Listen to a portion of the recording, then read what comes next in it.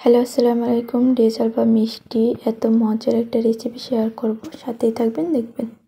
প্রথমে নিয়েছি দুধ, দুটো এলাচ, তারপরে গুঁড়া দুধ ভালো করে মিশিয়ে নেব।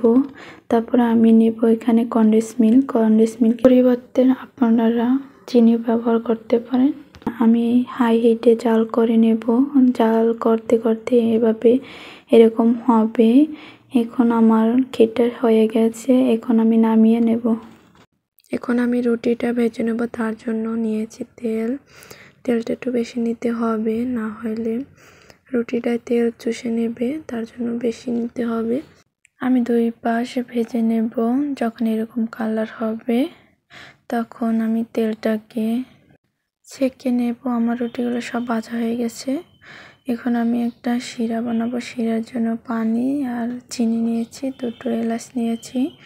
আমার শিরা হয়ে গেছে। এখন 3-4 মিনিটের মতো রুটিগুলো ভিজিয়ে রাখবো। তখন রুটিগুলো পানিটা শুকিয়ে নেবে আর এখন নরম হয়ে যাবে। এখন আমি নিয়েছি ক্ষীর দিয়ে আমি সব রুটিগুলো এভাবে বানিয়ে নেব।